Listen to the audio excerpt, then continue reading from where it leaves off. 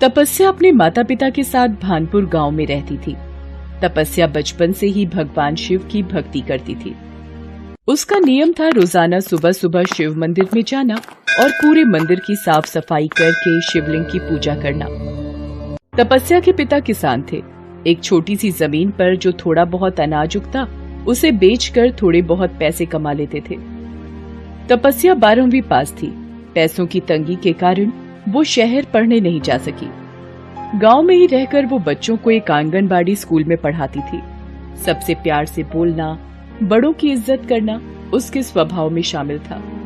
एक दिन, अरे तपस्या बिटिया, आज बड़ी सुबह सुबह मंदिर की साफ सफाई कर दी। जी पंडित जी, आज स्कूल के बच्चों की परीक्षा का दिन है।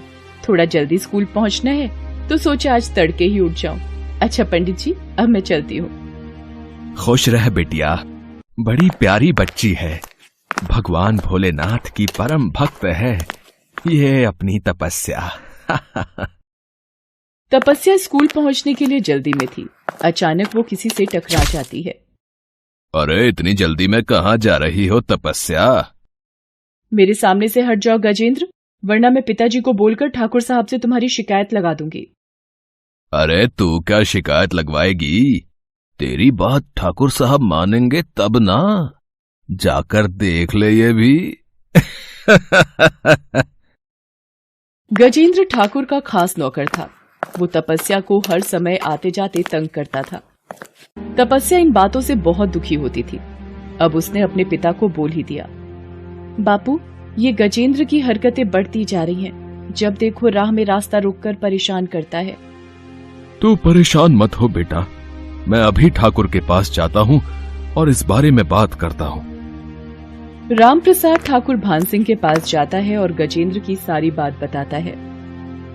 एक बात बोलूं राम प्रसाद, अपनी बेटी को घर में रख। इधर उधर गांव में मास्टरनी बनी घूमती रहती है। लड़कियों का घर में रहना ही शोभा देता है, समझा के? बेचारा राम प्रसाद एक गरीब किसान था। ज्यादा कुछ बोल नहीं सकता था। ठाकुर से गांव में सब डरते थे। वो चुपचाप वहां से चला जाता है। एक दिन शिव मंदिर के बाहर गजेंद्र फिर से तपस्या का रास्ता रोक लेता है और तपस्या का हाथ पकड़ने की कोशिश करता है। तपस्या उसे चांटा लगा देती है। गजेंद्र गुस्से में आ जाता है। मैं तुम्हें पुलिस के हवाले कर दूं, इससे पहले यहाँ से चले जाओ। देख लूंगा तुझे, बस एक मौका हाथ लगने दे। गजेंद्र गुस्से में भरा वहां से चला जाता है। तभी पंडित जी बाहर आ जाते हैं। अरे तपस्या बिटिया, ये गजेंद्र एक नंबर का गुंडा है। इसके मुंह ना ही लगो तो अच्छा है। अब अपना मन मत खराब कर बिटिया। अच्छा, अब परसों शिवरात्रि है तो मंदिर में ठाकुर साहब सोने का कलश और मां पार्वती को सोने के गहने चढ़ा रहे हैं। बहुत बड़ा भंडारा होगा। अपने माँ बाबू को भी दर्शन के लिए मंदिर लेती आना बेटिया, ठीक है ना? ठीक है पंडित जी, मैं ले आऊंगी। शिवरात्रि के दिन ठाकुर भान सिंह शिवलिंग पर सोने का कलश और माँ पार्वती को सोने के गहने चढ़ाता है। भीड़ के कारण तपस्या अपने माँ बापू के साथ मंदिर के बाहर ही खड़े होकर दर्शन करती है। अगले दिन तपस्या सुबह सुबह मंदिर की सफाई करके स्कूल चली जाती है। पीछे से, अरे माँ पार्वती के गहने कहाँ हैं? मंदिर में चोरी हो गई। गहनों की चोरी किसने की? ठाकुर साहब को बताता हूँ। पंडित दौड़ता दौड़ता ठाकुर के पास जाता है। ठाकुर साहब, माँ पार्वती के गहने चोरी हो गए। क्या?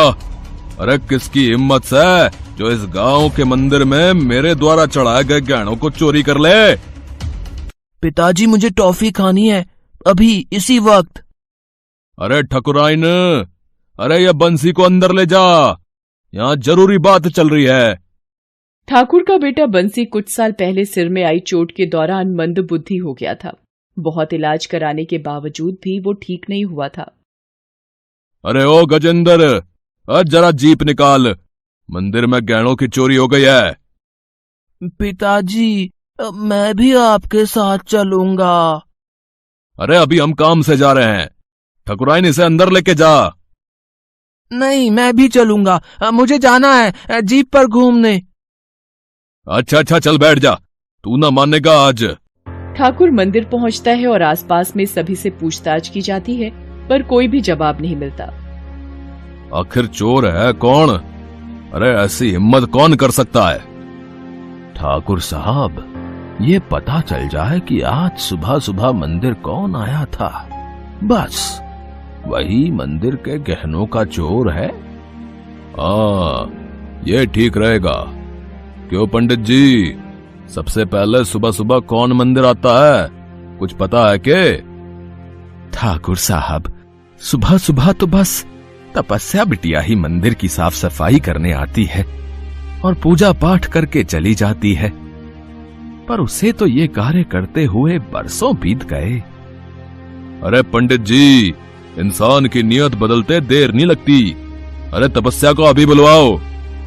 ठाकुर अपने एक आदमी को तपस्या के घर भेजता है। तपस्या कहाँ है? उसे ठाकुर साहब ने अभी इसी वक्त शिव मंदिर बुलाया है। मेरी बेटी को ठाकुर साहब बुला रहे हैं, पर क्यों? सुनो जी तपस्या के बापू, तपस्या को ठाकुर साहब ने बुलाया है। अब क्या काम है ठाकुर साहब को तपस्या से? पता नहीं, मंदिर में गहनों की चोरी के सिलसिले में पूछताछ करनी है शायद। मुझसे पूछताछ करनी है? जल्दी चलो, ठाकुर साहब गुस्सा करेंगे, जल्दी चलो। चलो बापू, पता नहीं मुझसे क्या काम है। तपस्या शिव मंदिर पहुंचती है। अरे तपस्या, सच सच बता दे, मंदिर के गहने तूने कहाँ छिपाए हैं? कौन से गहने ठाकुर साहब? मैंने कोई गहने नहीं चुराए। सुबह तो माँ पार्वती के ऊपर गहने थे जब मैं आई थी। तो क्या गहनों को जमीन निगल गई या आसमान खा गया? सीधी तरह बता दे, गहने कहाँ हैं? ठाकुर साहब, मेरी बेटी ने कोई चोरी नहीं की, हमारा विश्वास कीजिए। मेरी बेटी परम शिव भक्त है, वो भला ऐसा घिनौना काम क्यों करेगी? अरे चल हट रे, ठाकुर साहब के आगे आंसू मत बहा। ये लड़की अभी गहने वापस करेगी। हे भोलेनाथ, मैंने आपकी सच्चे मन से हमेशा पूजा की है।